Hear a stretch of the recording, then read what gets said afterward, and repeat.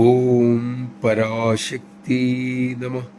ഒരിക്കൽ ഒരു ബ്രഹ്മചാരി അമ്മയോട് ചോദിച്ചു, അമ്മേ, കുമാരസംഭവം എന്ന സിനിമ വന്നിട്ടുണ്ട്, ഞങ്ങൾ പോയിക്കോട്ടെ? ഭക്തിയുള്ള സിനിമയാണ്. അമ്മ സരസമായി പറഞ്ഞു, എന്തിന് സിനിമ കാണണം മക്കളെ? മക്കൾ ധ്യാനത്തിന് ഹാളിലിരിക്കുമ്പോൾ ധാരാളം സിനിമ കണ്ടുകൊണ്ടിരിക്കുകയല്ലേ? മക്കളുടെ മനസ്സിൻ്റെ സ്ക്രീൻ ഒന്ന് വെള്ളയെ കാണാൻ ഈ അമ്മ കൊതിക്കുകയാണ്. അമ്മ തുടർന്നു, ഭക്തി സിനിമ എന്നൊന്നും പറയണ്ട. ഭക്തി സിനിമയിൽ മുഴുവനും ഭക്തി മാത്രമല്ലല്ലോ, മനസ്സിൽ ചലനമുണ്ടാക്കുന്നതും അതിലുണ്ട്. സാധകൻ ഭക്തി സിനിമ പോലും കാണാതിരിക്കുന്നത് തന്നെയാണ് നന്ന് മക്കളെ. നമഃശിവായ. പുതുവർഷം ഇന്ന് ആരംഭിക്കുന്നു.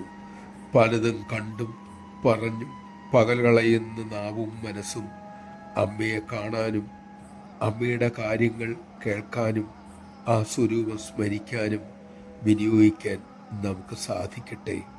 അതിനുള്ള ശക്തിക്കായി നമുക്ക് അമ്മയോട് തന്നെ പ്രാർത്ഥിക്കാം.